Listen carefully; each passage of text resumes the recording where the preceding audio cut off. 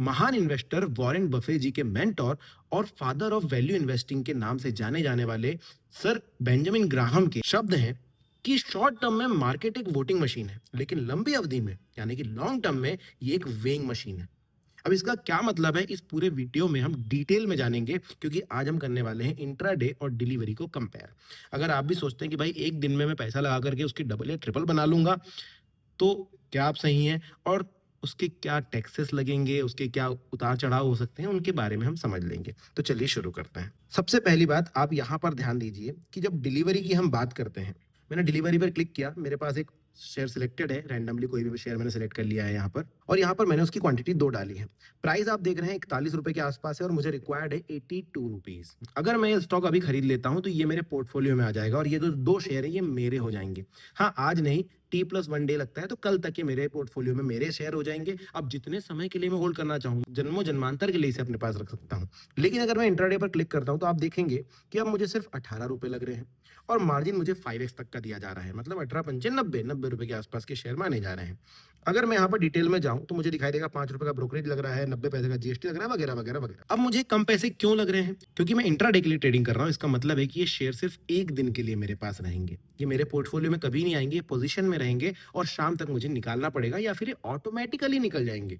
मतलब सिर्फ एक दिन का मैं रेंट बता रहा हूँ इतने रुपए दे करके। अब ये इसमें फायदा हो या घाटा हो वो मेरा हो जाएगा। अब दूसरा सबसे बड़ा अंतर है कि जब डिलीवरी की बात आती है, जैसा कि मैंने आपको कहा कि मेरे पोर्टफोलियो में आ जाएंगे, तो जब मैं चाहूंगा तब बेचूंगा। लेकिन इंट्राडे में मुझे, क्योंकि नाम ही इंट्राडे है, शाम में 3:30 बजे मार्केट क्लोज होने से पहले बेचना होगा। अगर मैं नहीं बेचूं तो भाई ये ऑटोमेटिकली बिक जाएंगे, और जब ऑटोमेटिकली बिकेंगे तो इसका टर्म होता है ऑटो स्क्वायर ऑफ होना, जिसका मतलब है कि भाई आपके ऊपर लगेंगे चार्जेस क्योंकि आपने नहीं बेचे।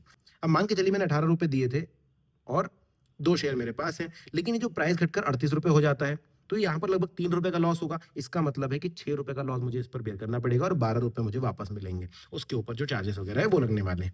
अगर मैं नहीं बेचता हूँ, लॉस होने पर भी अगर मैं नहीं बेचता हूँ, तो ऑटो स्क्वायर ऑफ होगा। अब ऑटो स्क्वायर ऑफ का क्या मतलब हुआ कि देखो यार, शाम में आपका प्रॉफिट है या लॉस है, उन्हें कोई मतलब नहीं। अगर आपने मान के चलिए यहाँ पर लॉस देखा कि भाई ₹48 88 पैसे में आपने शेयर खरीदे थे, लेकिन हो गए ₹38 के। आपने तो ₹18 दिए थे, लेकिन लगभग ₹3 का लॉस यहाँ पर है। तो 3 दूनी 6, 2 शेयर के हिसाब से ₹6 आपके इस अमाउंट में से कम हो जाएंगे, मतलब यहाँ बचेंगे 12।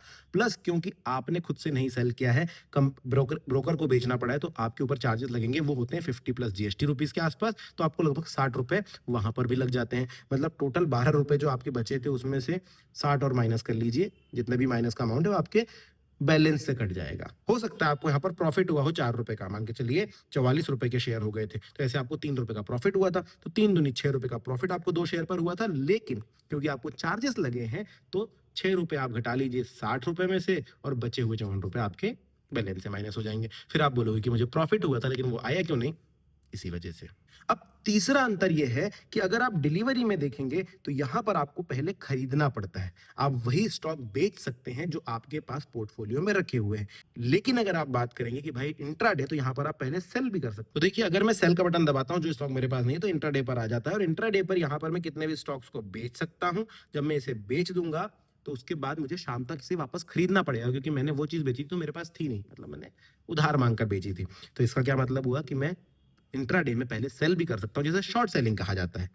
तो आप सेल हाई बाय लो बाद में कर सकते हैं। अगर आपको लग रहा है ये गिर रहा है, आज दिन भर में बहुत गिरेगा, तो आप सेल कर दीजिए, फिर बाद में खरीद लीजिए। अब एक बहुत ही महत्वपूर्ण बात दोस्तों, टैक्सेशन।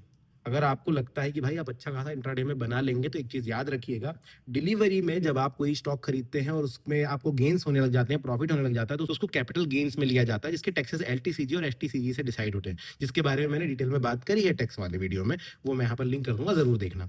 लेकिन जब आप इंट्राडे में लेकिन जब आप इंट्राडे में कुछ प्रॉफिट करते हैं, तो उसको एसटीसीजी एलटीसीजी के हिसाब से नहीं देखा जाता, उसको आपकी इनकम के हिसाब से देखा जाता है। तो अगर आप 10%, 20% या 30% जिस भी इनकम स्लैब में आते हैं, इनकम टैक्स स्लैब में आते हैं, उसके हिसाब से आपको टैक्स देना पड़ेगा, जो कि हो सकता है आपके लिए थोड़ा ज्यादा भारी पड़ जाए।